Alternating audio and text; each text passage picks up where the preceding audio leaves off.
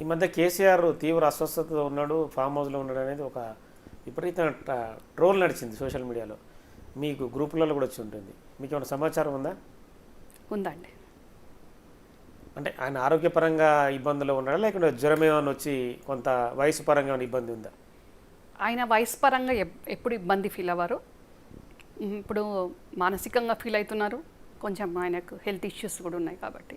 అంటే మానసికంగానే health issues ప్రారంభమైన అనుకోవచ్చా? ఎప్పుడు కానీ మనం ఎవరమైనా కూడా హెల్త్ ఫిట్నెస్ కరెక్ట్గా ఉన్నా మెంటల్గా కరెక్ట్ లేకుండానే ఆ ప్రెషర్ హెల్త్ మీద కూడా పడుతుంది. అధికారం లేదనేది కూడా ఒక భావన వస్తుంది ప్రతిసారి. అధికారం లేదన్న బాధ కంటే ముఖ్యంగా నేను ఇన్ని పథకాలు పెట్టి ఇంత కరెక్ట్గా ఇంత చేసినా ఇవి ఇంప్లిమెంట్ ఎందుకు అవ్వలేదు, ప్రజలు ఈరోజు ఎందుకు ఇట్లా తీర్పిచ్చిండ్రు, ఈ అవినీతి చేసి మొత్తం నాకు ఇట్లా వచ్చింది, అన్ని రంగాల్లో ఇంత అవినీతి ఇంత దారుణంగా జరిగిందా, నేను కరెక్ట్ యాక్సెస్ ఎందుకు ఇవ్వలేకపోయినా, ఇంటెలిజెన్స్ చీఫ్ చెప్పేది కూడా నాకు రిపోర్ట్ కూడా కిందివి చేసేసి లాస్ట్కు నా పరిస్థితి ఇక్కడికి తెచ్చేసిండ్రు. తెలంగాణ తెచ్చి ఎవరెస్ట్ శిఖరం మీద ఉన్నోని పాతాళంకు దొక్కేసే పరిస్థితి కుదురుపాక కోటరీ వేసేసింది కదా అన్న బాధలు ఉన్నారు. ఎన్ని లక్షల కోట్ల అవినీతి జరిగిందంటారు? మామూలు కేసీఆర్ ఎన్ని కోట్లు సంపాదించాడని అనుకోవచ్చు అంటే మీ మాటల్లోనే. నేను ఇప్పుడు మీకు ప్రూవ్ మీన్స్ చెప్తున్నాను. ఇప్పుడు మీరు కూడా అన్నారు కార్లలో వచ్చిన వాళ్ళు కూడా రేషన్ కార్డుకి వచ్చి తీసుకున్నారు. నా ఫ్రెండ్ చెప్తే నా దృష్టికి వచ్చిందన్న, నా దృష్టికి వచ్చింది, నేను ముఖ్యమంత్రి గారి వైఫ్ గీతా వదినమ్మకు చెప్పినా అన్న. ఎందుకంటే తను చెప్తే తెలుస్తుంది, దాని మీద వెరిఫై జరగాలి. నేను కూడా ఇక నిన్న మొన్న రాఖీ సందర్భంగా ఉత్తమన్నకి ఈ విషయం చెప్పలేదు. డెఫినెట్గా ఉత్తమన్న దృష్టికి కూడా నేను తీసుకొస్తా. డెఫినెట్గా దీని మీద వదిలిపెట్టేదే లేదు. ఎందుకంటే ప్రభుత్వాన్ని తిట్టే వాళ్లకు అర్హత లేదు తీసుకోవడానికి. ఎవరైతే ఎలిజిబుల్లో బిలో పావర్టీ వాళ్ళే తీసుకోవాలి. ఇట్లా చాలా వాటిలో వెరిఫై ప్రాజెక్టులు, మిగతా భూములు, ఈ చిన్నది ఇంత ఉందంటే పెద్ద ఎట్లుంటాయి మీరు ఊహించుకోండి. అందుకని నేను ఈ చిన్నదాని నుంచి స్టార్ట్ చేసుకుంటూ వస్తున్నాను. ఒకప్పుడు కేసీఆర్ ఆడి కారు కొంటేనే పెద్ద వార్త, తదుపరి చాలా ఇక ఆయన ఎక్కడికో వెళ్ళిపోయిన పరిస్థితి. మీరు ఎంతసేపు ఓన్లీ కేసీఆర్నే చూస్తుండ్రండి. కేసీఆర్ అన్నట్టు ఆయన నేను ఒకటే కుటుంబంలో మేము గోల్డెన్ స్పూన్ అనుకోండి, సిల్వర్ స్పూన్ అనుకోండి, అట్లనే పుట్టినాం. కానీ డెఫినెట్గా అండి మీరు రండి, మీరు వస్తా అంటే నేను తీసుకెళ్తా, మా చరిత్ర చూపిస్తా, మా తాతమ్మది మా తాతది మాకు ఎన్ని వందల ఎకరాలు ఉంటాయి నేను అన్నీ కూడా చూపిస్తా. కాలక్రమేణా కుటుంబం పెద్దది కాబట్టి కరిగిపోయింది, అది డిఫరెంట్. ఇందులో అబద్ధం చెప్పాల్సిన అవసరం ఏం లేదు. కానీ పారగాన్ స్లిప్పర్లకే పారగాన్ చెప్పులకే పరిమితమైనోడు వేల కోట్లకి ఎట్లా వచ్చిండు? అదెందుకు చూస్తలేరు? ఎంతసేపు అందరూ కేసీఆర్నే చూస్తున్నారు. కానీ ఇప్పుడు ఒక గుడికి వెళ్తాం, చెప్పులు ఎవరు వేసుకున్నారు, ఎవరు వేల కోట్లకు పరిమితమైండు అంటే పెరిగారు. ఏ అర్హత లేకున్నా రాజకీయ ఓనమాల్లో ఆ నుంచి రౌతు వరకు తెలియదు. రాజకీయం అంటే ఆ అక్షరంకు అర్థం కూడా తెలియదు.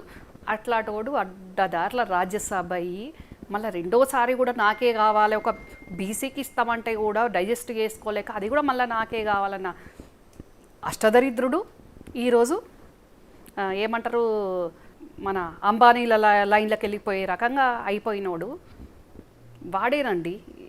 ఈరోజు కేసీఆర్ మూల విరాట్ అయి ఫామ్ హౌస్లో కూర్చునే పరిస్థితి తెచ్చిందే వాడు. అంత పేరు కూడా చెప్పండి, వారు అంటే ఎవరికి తెలుస్తుంది? వారు అని నేను గౌరవించాల్సిన అవసరమే లేదు, వాడు అంటున్నానండి. ఇంత ఓపెన్గా చెప్తున్నా వారు అని ఎందుకంటాం? వారు అని ఎవరిని అంటాం? గౌరవించుకునే పరిస్థితులు ఉన్న వాళ్ళు, దానికి అర్హత ఉన్న వాళ్ళను వారు అంటాం. ఆ కెమెరామెన్ అంట అవసరమైతే వారు అని. కానీ వాడిని నేను వారు ఏందండి, వాడు లోఫర్. వాడు తెలంగాణ ప్రజలను ఈరోజు మా ప్రభుత్వానికి బడ్జెట్ లేకుంటే ఇబ్బంది పడుడు, తెలంగాణ ప్రజలకు ఈరోజు అష్టకష్టాల్లో ఇన్ని కోట్ల అప్పులైపోయి ఏ ముఖ్యమంత్రి వచ్చినా ఇబ్బంది పడే విధంగా చేసిన దరిద్రుడు. ఆ దరిద్రుని కోటరి ఈరోజు ఒక కల్వకుంట్ల వంశంలో పుట్టిన కవిత జైల్లో ఉండే పరిస్థితి, తెలంగాణ ఉద్యమాన్ని నడిపించి ఈరోజు మూలకు వండే పరిస్థితి, కేసీఆర్ని చేసిన పరిస్థితి, అదంతా ఆ శకునుగాడు, ఆ లోఫర్, నీచుడు, అసలు వడ్సే ఉండే ఆ సంతోష్ గాడు. అంటే జోగిన్పల్లి సంతోష్ కుమారు అంత వ్యవస్థ నడిపే స్థాయిలో ఉన్నాడంటారా? తమిళనాడు రాజకీయాల్లో జయలలిత గారంటే సినీ నటి నుంచి ముఖ్యమంత్రి వరకు జయలలిత అంటే అందరికీ తెలుసు. శశికళ ఎవరికి తెలుసా అండి? ఓన్లీ ఫోటోగ్రాఫర్ ఏ రకంగా అక్కడ ఆమె పన్నీర్ సెల్వం లాంటి అయినా కూడా శశికళ కాళ్ళు మొక్కే పరిస్థితికి ఆమె గ్రిప్ తెచ్చుకుంది. అట్లనే బయట వ్యక్తి అయిన ఆమెనే అంత పట్టు తెచ్చుకుంటే వీడు భార్య తరఫు బంధు వీడు ఏ రకంగా చేసుకొని ఉండాలి? నేను చెప్తున్నా కదండి, పారాగాన్ స్లిప్పర్ లోడు 1000 కోట్లు ఎట్లా వచ్చినాయి, మూడు ఫామ్ హౌస్లు ఎట్లా వచ్చినాయి? ఆయనే తీసుకుపోతుంది కదా ప్రతి సందర్భంలో. అంటే మీరు ఎంతసేపు కేసీఆర్ అంటున్నారు కానీ వాడికి 3 ఫామ్ హౌస్లు ఎట్లా వచ్చినాయి, ఏది ఎట్లా వచ్చినాయి? 3 కోట్ల కారు ఎక్కుతే దిగితే 3 కోట్ల కారు, ప్రైవేట్ చాపర్సు ఏరికెళ్ళి వచ్చినాయి. ఏం కష్టం చేస్తే సొంతంగా ప్రైవేట్ చాపర్ సొంతంగా కొన్ని మీలాంటి శాటిలైట్ ఛానల్లో కొన్ని బినామీలు ఉన్నారు వాడికి, కొన్ని ఇట్లా డైరెక్ట్ భాగస్వామ్యం ఉంది. ఏడికెళ్ళి వచ్చిందండి అదంతా? తెలంగాణ ప్రజల రక్తమాంసాలు కాదు అది. అంత మ్యాన్ప్లేట్ జరుగుతున్న క్రమంలో కేటీఆర్ కానీ హరీష్ కానీ కేసీఆర్ కానీ ఎవ్వరు చూడని సందర్భంలో ఇవన్నీ చేసుకుంటూ వెళ్ళాడా? హరీష్ ఒకటే చేసిండండి, మేనమామ ఇది చెప్తా చేయడమే హరీష్కు తెలుసు.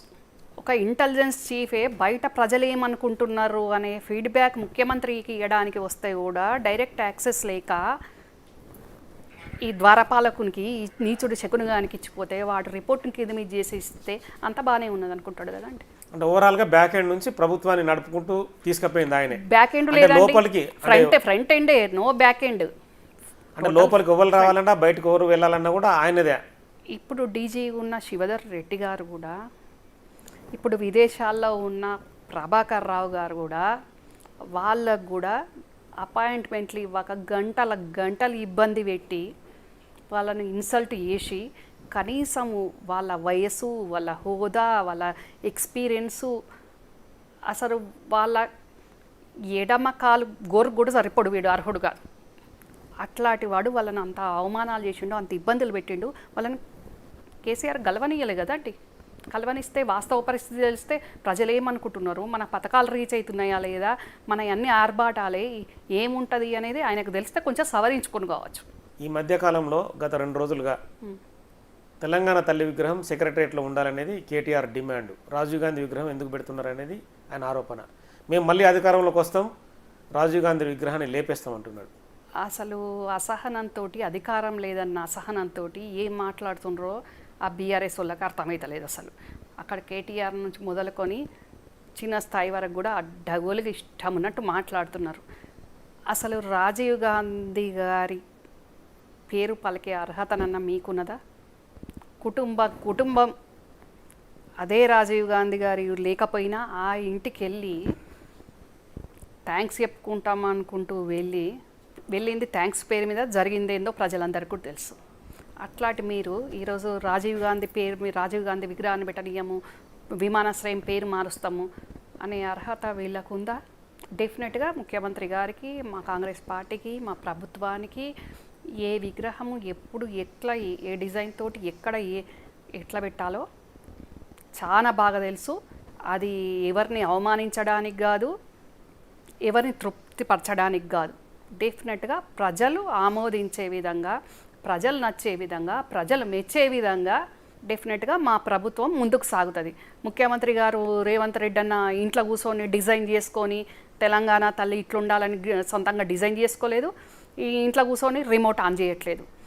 ప్రత్యక్షంగా ప్రభుత్వ సలహాదారులు, ఉప ముఖ్యమంత్రి బట్టి విక్రమార్క అన్న అందరితోటి నిన్న స్థల పరిశీలన చేసిండ్రు. ఎక్కడ పెడితే బాగుంటుంది, ఎప్పుడు పెడితే బాగుంటుంది, ఆల్రెడీ నిన్న స్టేట్మెంట్ కూడా ఇచ్చిండ్రు. మా సోనియా గాంధీ గారి బర్త్డే సందర్భంగా December 9 నాడు డెఫినెట్గా పెడతాము అని పెట్టి చూపిస్తారు కూడా. Thank you. సో మొత్తానికైతే రమ్యారావు గారు కాంగ్రెస్ పార్టీ ఖచ్చితంగా ప్రభుత్వము అభివృద్ధి పథంలో ముందు కొనసాగుతుంది. తనకు కూడా కాంగ్రెస్ పార్టీ ఏదో రకమైన అంటే పదవి కావచ్చు, గౌరవాన్ని ఖచ్చితంగా కల్పిస్తుందని ఆశాభావం వ్యక్తం చేస్తున్నారు.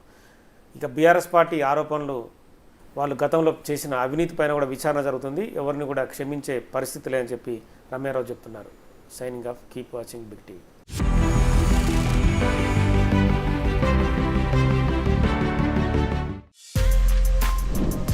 For more videos like this, subscribe Big TV channel.